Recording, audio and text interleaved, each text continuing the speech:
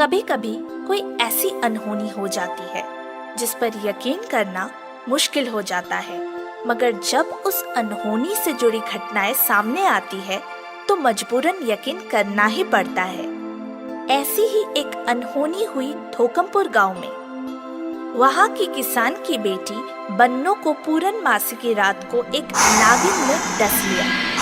उस दिन से किसान की बेटी अचानक इच्छाधारी नागिन बन गई। पूरे गांव में इस बात की चर्चा हो गई। कुछ लोगों ने उसे बन्नो से नागिन, फिर नागिन से बन्नो बनते भी देख लिया। फिर क्या था, धोकमपुर गांव में ही नहीं, आसपास के गांव में भी उसकी चर्चाएं होने लगी। लोग आ आकर उसकी पूजा करने लगे, उसे दूध, फल, मिठाइयाँ चढ़ाने लगे। इच्छाधारी नागिन की जय। नागिन देवी जी, ये मेरी तरफ से दूध स्वीकार कीजिए। काका, आपकी इच्छाधारी नागिन बेटी से कहकर मेरी इच्छा पूरी करवा दीजिए। नागिन बिटिया कह रही है, कहो क्या इच्छा है तुम्हारी?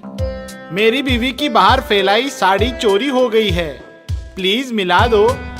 उधर तुम्हारे पड़ोसी की छत पर जाकर अटक गई है, निकाल लो। क्या? और मैं मेरी बीवी के साथ 2 दिनों से ढूंढ ढूंढ कर परेशान हूँ। इच्छाधारी नागिन की जय। काका, नागिन बिटिया ने बताया था मेरी खोई हुई सोने की अंगूठी रसोई में मिर्ची के डिब्बे में मिलेगी। सचमुच उसमें मिली। ये छोटा सा चढ़ावा लाया हूँ बिटिया। फ्रूट्स में 501 रुपए भी हैं काका। आखिर 15,000 की अंगूठी जो मिल गई। तुम्हारा चढ़ावा नागिन बिटिया को स्वीकार है। इच्छाधारी नागिन की जय। इच्छाधारी नागिन की जय। गांव के जमींदार को जब इस बात का पता चलता है तो वो उन्हें अपने घर बुलाता है, पर बन्नो के किसान पिता उसके यहाँ जाने से मना कर देते हैं। तो जमींदार को गुस्सा आ जाता है और वो अपने आदमियों के साथ जाता है और जबरदस्ती बन्नो को पकड़ लेता है। ये देख बन्नो का पिता मना करता है, पर जमींदार नहीं मानता है और अपने आदमियों से कहता है, इसने हमारा कहना नहीं माना। देख क्या रहे हो, खींचते हुए ले चलो इस लड़की को। छोड़ दो मेरी बेटी को। अबे चुप। 2 टके के किसान बेटी को इच्छाधारी नागिन कहता है और हमारी इच्छा मानने से इनकार करता है। अभी दिखाता हूं तुम दोनों को। जरा बोल अपनी बेटी को नागिन बनने को।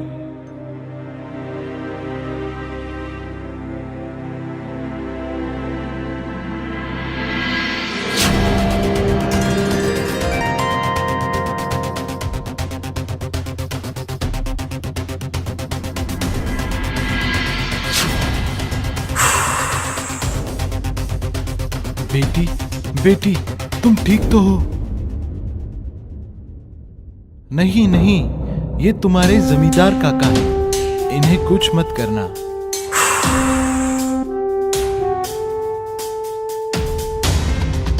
अरे माफ कर दो बन्नो बिटिया, आप तो सचमुच इच्छाधारी नागिन हो। हमें भी माफ करना बिटिया, जमींदार साहब के कहने पर। पहली बार किया है इसलिए माफ कर रही है। अगली बार गलती की तो नहीं। क्या तुम्हारी आंखों के सामने बन्नो नागिन बन गई? हाँ मुखिया जी, मेरे चारों आदमियों ने उसे पकड़ रखा था। पलक झपकते ही देखा चारों के हाथ से बन्नो रानी गायब थी और उसकी जगह चारों ने लंबी सी नागिन पकड़ रखी थी। वाह, ये नजारा हम अपनी आंखों से देखेंगे। उन्हें हमारे घर बुलाओ। मैंने भी यही गलती की थी, नहीं आए। वो आएगा। हम तुम्हारी तरह रुबाब दिखाकर नहीं, प्रार्थना करके बुलाएंगे और उससे अपनी आंखों से नागिन बनते देखेंगे। और मुखिया जमींदार के साथ बन्नो के पिता से मिलते हैं। उनकी बात सुनकर पिता कहते हैं, ऐसा नहीं हो सकता मुखिया जी।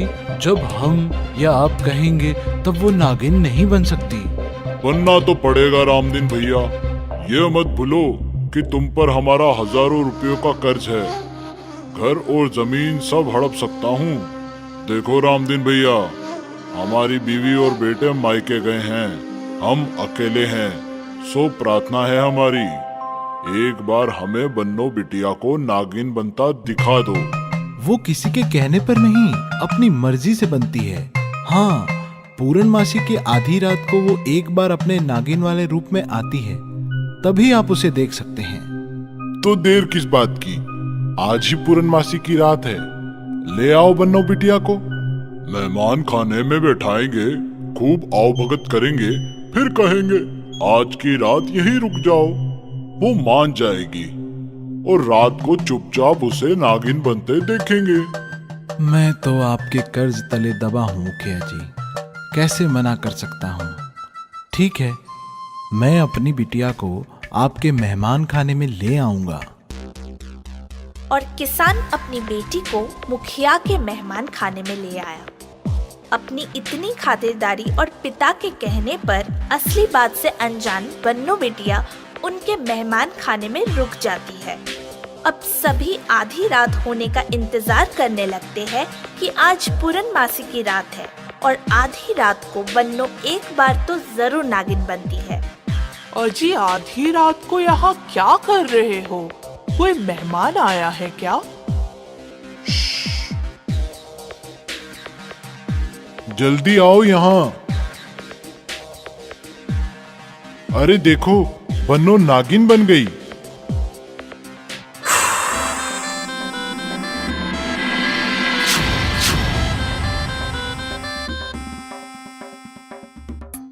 नागिन कहाँ गई?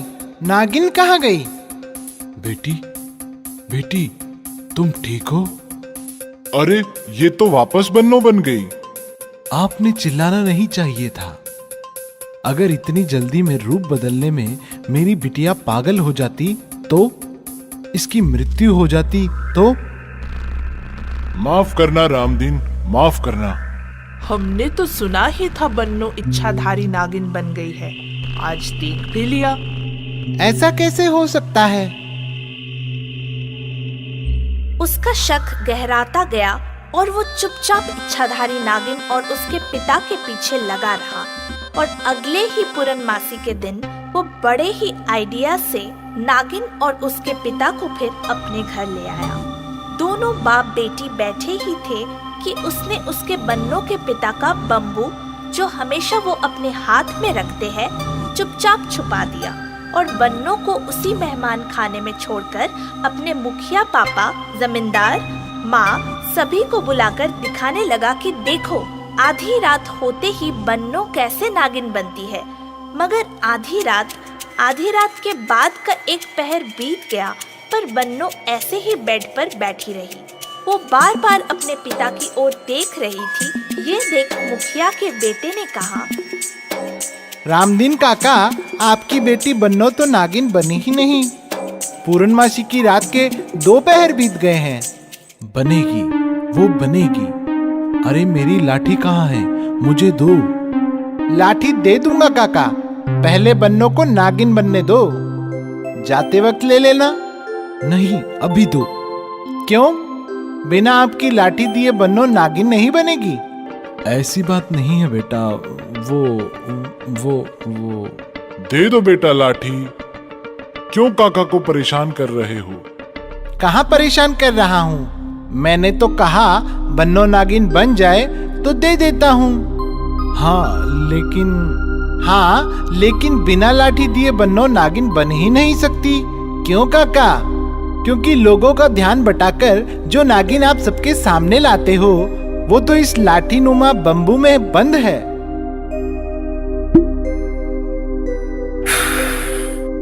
क्यों? सही है ना रामदीन काका?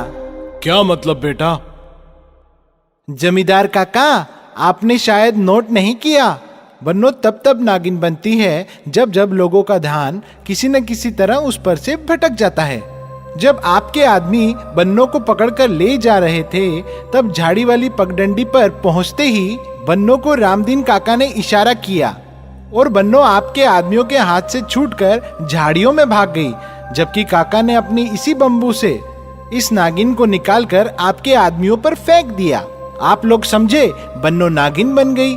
ऐसे ही पिछली पूर्णमासी को जैसे ही आप लोगों का ध्यान खिड़की से हटा, दरवाजे पर खड़े काका ने दरवाजे से ये नागिन कमरे में छोड़ दी और बन्नो भागकर पर्दे के पीछे छुप गई। और काका ने आप लोगों को आते देखा तो बेटी बेटी कहते हुए कमरे में आप लोगों से पहले घुस गए और नागिन को पकड़कर इस बम्बू में बंद कर लिया।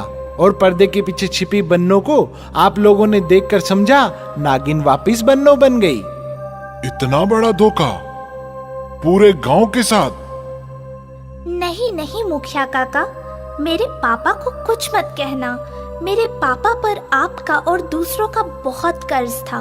वो ईमानदारी से चुका नहीं पा रहे थे, इसलिए जब नाग ने मुझे कहा तो इनके दिमाग में ये इच्छाधारी नागिन का आइडिया आया।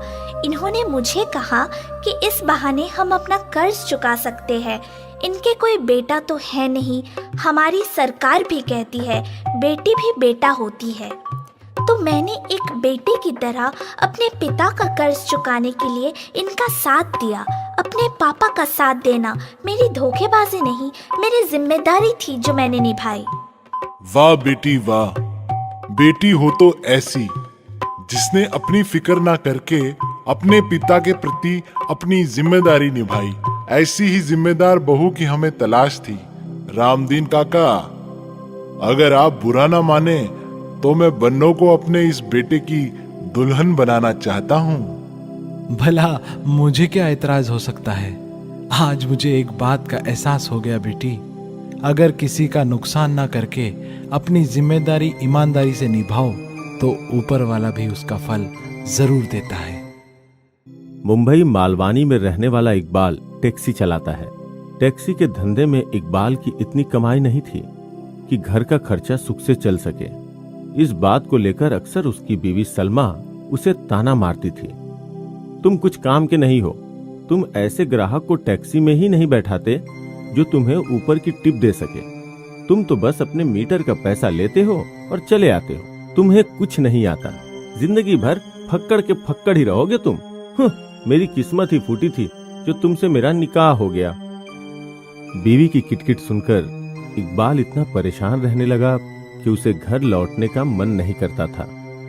अक्सर वो पूरी पूरी रात बाहर ही टैक्सी में सोकर गुजार देता था। एक बार आधी रात को वो ऐसे ही परेशान लौट रहा था कि मालवानी कब्रिस्तान के पास पहुंचते पहुंचते अचानक उसकी टैक्सी खराब हो जाती है। वो सोचता है, अच्छा है, घर जाने के बजाय इसी बहाने टैक्सी में पड़ा रहूंगा। और वो स्टीयरिंग से सर टिकाकर सो जाता है। तभी उसकी आंख लग जाती है। तभी अचानक कब्रिस्तान का गेट अपने आप खुलता है। एक काला बवंडर आकर उसकी टैक्सी के दरवाजे से टकराता है।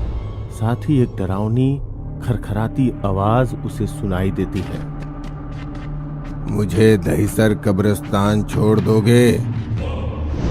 सुनकर वो यहाँ वहां देखता है। तभी फिर वही डरावनी खरखराती हुई आवाज सुनाई देती है, यहाँ वहाँ मत देखो, मुझे दहीसर कब्रिस्तान छोड़ दो, मगर याद रहे मुड़कर पीछे वाली सीट की तरफ मत देखना कि कौन बैठा है, वरना इसका अंजाम तुम्हें खुद भुगतना पड़ेगा। मेरे उतरने के बाद पीछे मुड़कर देखना, सीट पर तुम्हें तुम्हारे पैसे रखे मिल जाएंगे। पर उसे कोई दिखाई नहीं देता। तो टैक्सी स्टार्ट हो जाती है और धीरे धीरे दहीसर कब्रिस्तान की ओर चल देती है। कुछ देर बाद टैक्सी जैसे ही दहीसर कब्रिस्तान के पास पहुंचकर रुकती है, टैक्सी का दरवाजा खटाक से अपने आप खुलता है, फिर खटाक से बंद होता है, जैसे किसी ने उतरकर दरवाजा बंद किया हो। इकबाल की हिम्मत नहीं होती कि वो मुड़कर पीछे देख सके। तभी सामने मौजूद दहीसर कब्रिस्तान के गेट अपने आप खुलता है, फिर बंद हो जाता है। ये सब देखकर इकबाल के पसीने छूट जाते हैं। वो डरता डरता मुड़कर पिछली सीट की ओर देखता है तो उसकी आंखें फटी रह जाती हैं। पिछली सीट पर 2-2 हजार के काफी नोट पड़े होते हैं। उसे उन रुपयों पर यकीन नहीं होता है।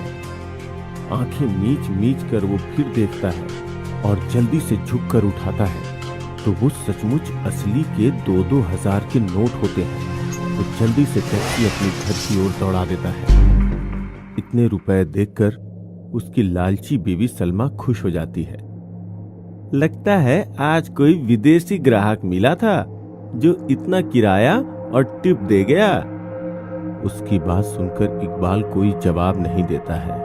उसकी आंखों के सामने बार बार वही मंजर घूम रहा है, वही सर्द आवाज, वही टैक्सी के दरवाजे का खुलना, बंद होना और रुपए पड़े मिलना। उसके बाद तो ये सिलसिला रोज चलने लगता है। अब तो इकबाल दिन भर सोता था और सिर्फ आधी रात को ही सीधा मालवानी कब्रिस्तान के पास पहुंचकर अपनी टैक्सी रोक देता था। उसके साथ वही सब होता था और उसे पिछली सीट पर 2-2 हजार के नोट पड़े मिल जाते थे। उसकी रोज रोज इतनी कमाई देखकर सलमा की खुशी का ठिकाना नहीं रहता। वो तो बस यही सोचती है कि जरूर कोई विदेशी ग्राहक उसकी टैक्सी में बैठता है और खुश होकर उसे इतने रुपए दे जाता है। ऐसे में एक दिन इकबाल के गांव से खबर आती है कि उसकी मां की तबीयत बहुत खराब हो चुकी है। उसे अर्जेंट गांव जाना पड़ता है। उसे गांव जाते देख लालची सलमा उस विदेशी ग्राहक के बारे में बात करती है कि कहीं उसे कोई और टैक्सी वाला मिल गया तो तुम्हारी लाखों की कमाई चली जाएगी। सुनकर इकबाल कहता है कि ऐसा नहीं होगा। फिर भी उसे टेंशन में देख वो उसे सारी बात बता देता है। सुनकर सलमा की आंखें फटी रह जाती हैं कि ऐसा कैसे हो सकता है। पर इकबाल की पूरी बात सुनकर उसे यकीन करना पड़ता है। इकबाल तो गांव चला जाता है, मगर रात होते ही लालची सलमा को नींद नहीं आती। वो सोचती है, पता नहीं ये अपनी मां को देखकर कितने दिनों में लौटे। क्यों ना इनकी जगह मैं टैक्सी लेकर मालवानी कब्रिस्तान के पास पहुंच जाऊं। और वो ऐसा ही करती है। इकबाल की टैक्सी लेकर आधी रात को मालवानी कब्रिस्तान के पास पहुंच जाती है। कुछ देर वो रुकी रहती है, मगर कुछ भी नहीं होता।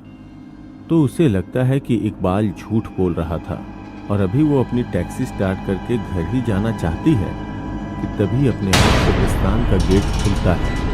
एक बवंडर सा आकर वो अंदर ही अंदर घबरा जाती है।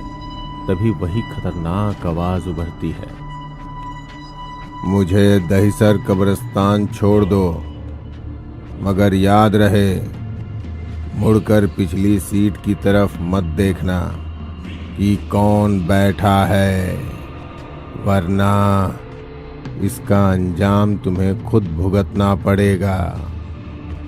मेरे उतरने के बाद पीछे मुड़कर देखना, सीट पर तुम्हें तुम्हारे पैसे रखे मिल जाएंगे। और इसी के साथ खटाक से टैक्सी का दरवाजा खुलता है, फिर बंद होता है। सलमा डरते डरते टैक्सी चालू करती है। टैक्सी अभी कुछ आगे ही बढ़ी है कि वो सोचती है, मुझे देखना चाहिए, ऐसा ये कौन पैसे वाला है जो इतने पैसे दे जाता है। फिर वो अपने सामने वाले मिरर को ऐसे सेट करती है कि पीछे जो बैठा है वो उसे मिरर में दिख जाए। मगर हर बार मिरर सेट करके हाथ हटाते ही मिरर फिर अपनी जगह से मूव कर जाता है। वो फिर सेट करती है तो फिर मूव कर जाता है। ये देख सलमा को गुस्सा आ जाता है। उफ, ये इकबाल मिरर भी नहीं बनवा सकता। मन ही मन सोचती हुई वो टैक्सी चलाती हुई मुड़कर पीछे देख लेती है। पीछे देखते ही उसकी चीख निकल जाती है। पीछे वाली सीट पर बिना सर का एक प्रेत बैठा है। उसका केवल धड़ है, सर गायब है। देखते ही उसकी चीख निकल जाती है। घबराहट में उसका बैलेंस बिगड़ता है और टैक्सी बिजली के खंभे से टकराकर रुक जाती है। तभी वही खतरनाक आवाज उभरती है, मैंने कहा था पीछे मुड़कर मत देखना, वरना इसका अंजाम तुम्हें खुद भुगतना पड़ेगा। अब अंजाम भुगतने के लिए तैयार हो जाओ। कहते हुए धड़ के दोनों खतरनाक हाथ उसकी गर्दन की ओर बढ़ते हैं तो वो घबराकर चीखती हुई टैक्सी के दरवाजे खोलती है और वहां से भागती है। उसके भागते ही खटाक से टैक्सी का दरवाजा खुलता है और वो बिना सिर का धड़ उसके पीछे भागता है।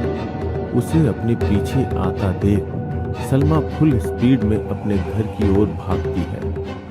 प्रेत भी उसका पीछा करता है। सलमा किसी तरह भागती हुई अपने घर पहुंचकर दरवाजा बंद कर देती है और अपनी फूली हुई सांस पर काबू भी नहीं कर पाती कि अचानक उसके दरवाजे पर भट भट भट भट दस्तक होती है। वो घबराकर चीख पड़ती है। तभी दरवाजे की कड़ी अपने आप खुलती है। चरमराते हुए दरवाजा भी खुल जाता है। साथ ही वो डरावना प्रेत अंदर आ जाता है। उसे अपनी ओर बढ़ता देख सलमा चीखती है, बचना चाहती है पर बच नहीं पाती। प्रेत के मजबूत हाथ उसकी गर्दन पकड़ लेते हैं और दबाते हुए उसे हवा में उठा लेते हैं। कुछ ही देर में वो फांसी में झूलती लाश की तरह उसके हाथ में झूल जाती है। दोनों हाथ उसे छोड़ देते हैं। वो धबाक से जमीन पर गिरती है और खतरनाक माहौल अचानक एकदम खामोशी में बदल जाता है। बीवी की मौत की खबर पाकर इकबाल गांव से लौटता है तो टैक्सी की हालत और उसकी मौत का रूप देखकर समझ जाता है कि क्या हुआ होगा। सोचता है, अगर मैंने सलमा को ना बताया होता तो आज ऐसा कुछ भी नहीं होता। काश सलमा समझ जाती। जिस बात को सुनकर हमारा कोई नुकसान न हो रहा हो उसकी तह तक जाने की जरूरत नहीं होती, वरना नुकसान के साथ साथ हमारी जिंदगी भी तबाह हो सकती है।